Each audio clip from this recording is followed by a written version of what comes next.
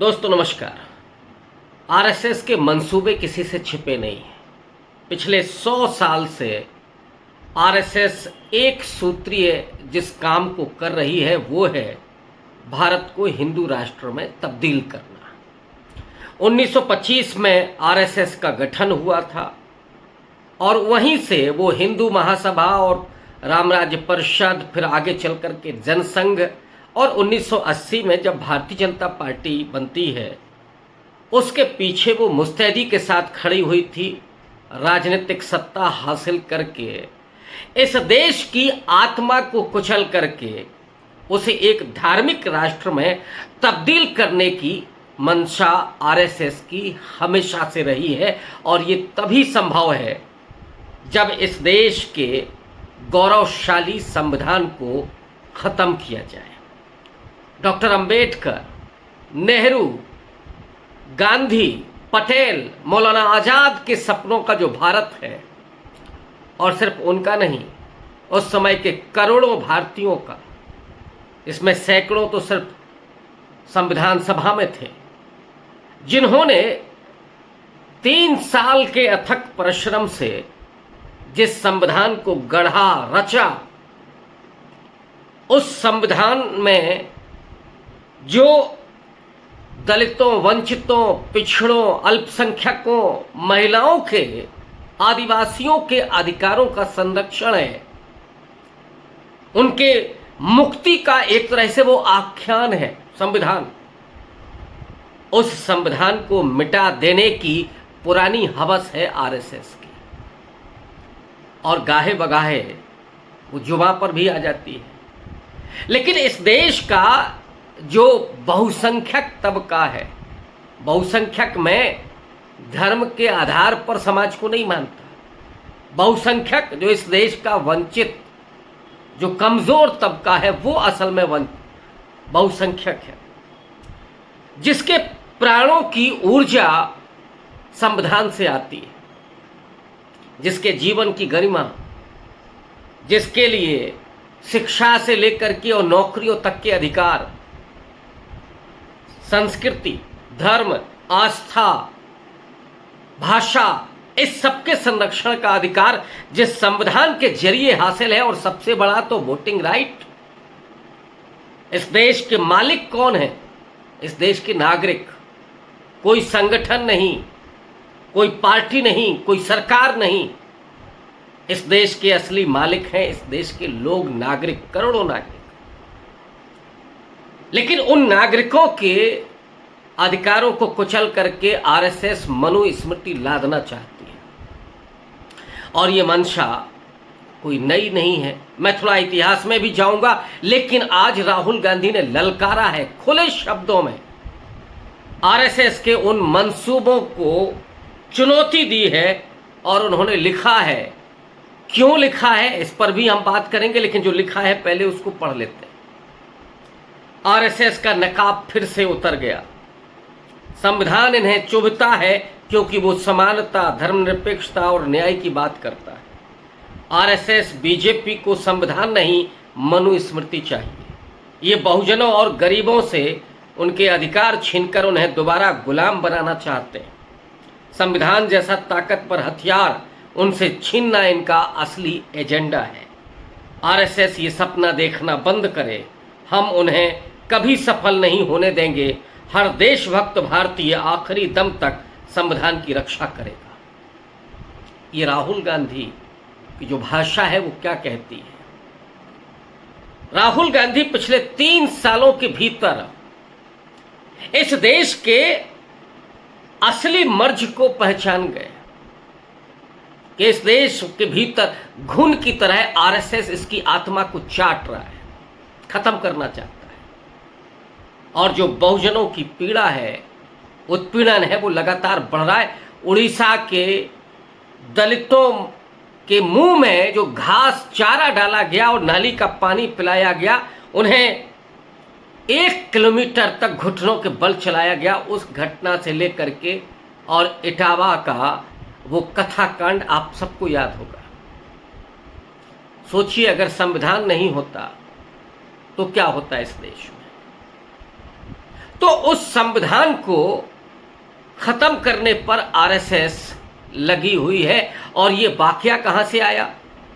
दरअसल नरेंद्र मोदी की सरकार ने बौखलाहट में आपातकाल के 50 साल को सेलिब्रेट किया और हेडलाइन दी गई संविधान की हत्या का प्रयास, उसका आपातकाल सा।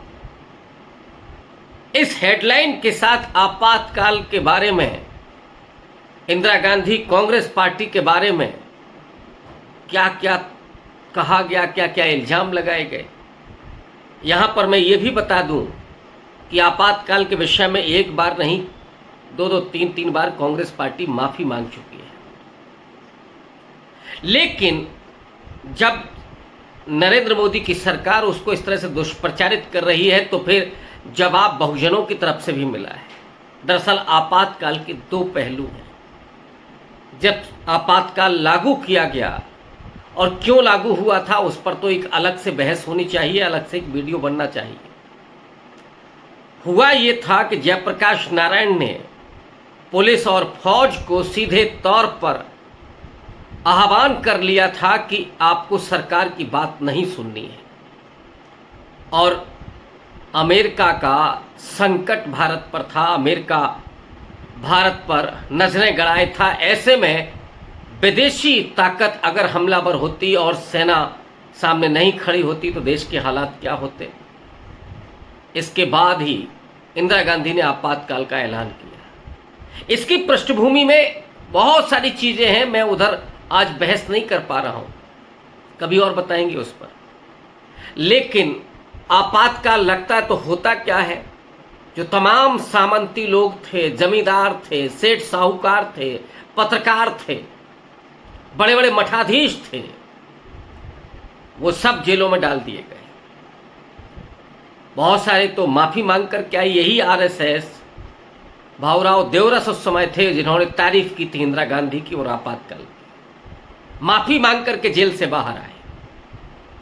वही आरएसएस आज आपातकाल को देश पर कलंक बता रही है, कांग्रेस पार्टी के जरिए संविधान को खत्म करने का इल्जाम लगा रही है।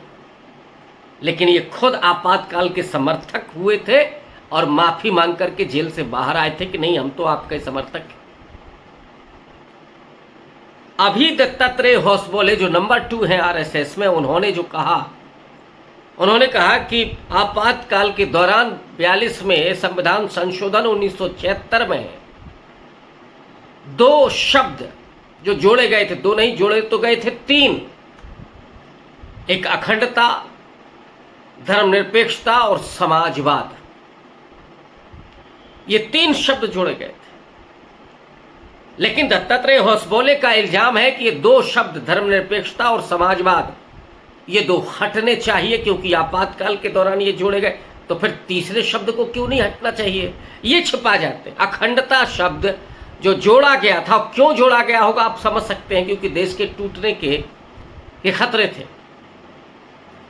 तो 2 ही शब्द, इनको हटा दिया जाए। और क्यों? क्योंकि समाजवाद बात करता है समता और न्याय की, सबके कल्याण की, असमानताओं के बीच समानता स्थापित करने की, आरक्षण की। और धर्मनिरपेक्षता इस देश में सभी धर्मों को समान महत्ता देती है, जबकि गोलवलकर हो, सावरकर हो या आरएसएस के देवरस हो, वो ये चाहते हैं कि इस देश में जो मुस्लिम है, ईसाई है, वो जिनको वो कहते हैं कि ये बाहर से आए हैं, विधर्मी हैं, ये 2म दर्जे का नागरिक बन करके रहें, अथवा ये अपने धर्म और संस्कृति को छोड़ करके विलय कर ले, माने ये हिंदू धर्म अपना ले। और अगर नहीं अपनाते हैं तो फिर इन्हें संविधान में अधिकार नहीं होने चाहिए, नागरिकता का अधिकार नहीं होना चाहिए, 2म दर्जे का नागरिक होना चाहिए, और हिंदुओं के तले इनको दबकर रहना चाहिए। और हिंदुओं में भी क्या है, मतलब जो संस्कृत भाषा वाले लोग हैं, और संस्कृत भाषा कौन पढ़ता है, कौन जानता है, ये जान सकते हैं आप। और हास्यास्पद ये इतना है, 2011 के सेंसस में सिर्फ 24,800 लोग, यानी कुल मिलाकर के 25,000 लोगों ने संस्कृत को अपनी भाषा कहा है। तो ऐसे ही इनका हिंदू राष्ट्रवाद है, जो कुछ खास उस समुदाय जो बाहर से आया है, जिसको आर्य कहा जाता है, वो आर्य नस्ल, हिंदू धर्म यानी वैदिक धर्म, संस्कृत भाषा के आधार पर जो लोग चलते हैं, जिन लोगों का वो पहचान है, वही असल में देश के मालिक होंगे। ये मानसिकता आरएसएस की। राहुल गांधी ने कहा कि हम होने नहीं देंगे। ये जो चेतावनी है, और राहुल गांधी लगातार जो आरएसएस के साथ लड़ाई लड़ रहे हैं, संघर्ष कर रहे हैं, क्योंकि उनको मालूम है कि इस देश का जो असली खतरा है वो किसी पार्टी से नहीं है, बल्कि आरएसएस के हिंदुत्व से है, जो संविधान को ही नहीं मानता, राष्ट्रीय प्रतीकों को नहीं मानता। उन्होंने कभी तिरंगे को या राष्ट्रगान को कभी सम्मान नहीं दिया, संविधान को तो कभी स्वीकार ही नहीं किया। 30 नवंबर 1949 को यानी संविधान पारित होने के 3 दिन के बाद ही आरएसएस ने ऑर्गेनाइजर में लिखा था कि ये संविधान हमें स्वीकार नहीं है, क्योंकि इस संविधान में भारतीयता नहीं है। और भारतीयता कौन सी? मनुस्मृति के विधान नहीं है, मनुस्मृति की संहिताएं नहीं है, इसलिए हम इसको नहीं स्वीकार करेंगे। और कभी भी आरएसएस ने भारत के संविधान को सम्मान नहीं दिया, स्वीकार नहीं दिया। और 2024 के इलेक्शन के पहले तो बाकायदा नारा लगाया गया कि अब की बार 400 पार। और क्यों? क्योंकि संविधान बदलना है, और संविधान किस आधार पर बनाना है? मनुस्मृति के आधार पर, जिसमें न कोई आरक्षण होगा, न कोई अल्पसंख्यकों के अपने अधिकार होंगे, और न ही जो कमजोर तबके, न महिलाओं के लिए कोई अधिकार होगा। यानी चंद जो मुट्ठी भर एक नस्ल के लोग हैं, एक रंग के लोग हैं, एक भाषा के लोग हैं, उनका आधिपत्य केवल होगा। इसको खारिज कर दिया इस देश की जनता ने।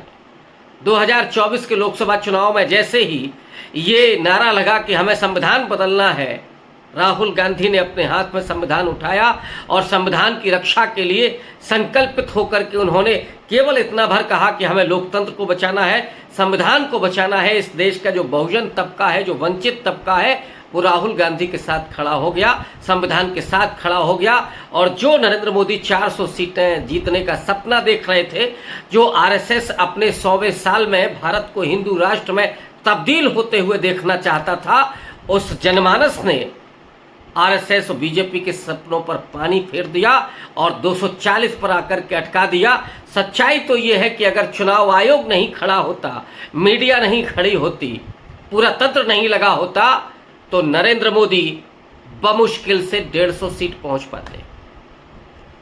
लोगों ने तो खारिज किया था, लेकिन पूरा जो सत्ता तंत्र है, प्रशासनिक मशीनरी है, जो मीडिया है, उसने नरेंद्र मोदी को छिपा करके और 240 तक पहुंचाया। अब 2 बैसाखियों के सहारे नरेंद्र मोदी सरकार चला रहे हैं। लेकिन आरएसएस के मंसूबे अभी भी कभी कभी सामने आ जाते हैं कि नहीं साहब, हमको तो संविधान से ये शब्द हटाने हैं, माने उस संविधान को ही हटाना है। और राहुल गांधी ने खम ठोक करके कह दिया है कि कोई माई का लाल इस संविधान को नहीं बदल सकता। मनुस्मृति का जो मंशा पाले बैठे हैं, उनके मंसूबे को हम कभी पूरा नहीं होने देंगे। और राहुल गांधी की इसी राजनीति को मैं बहुजन राजनीति कहता हूँ। शुक्रिया।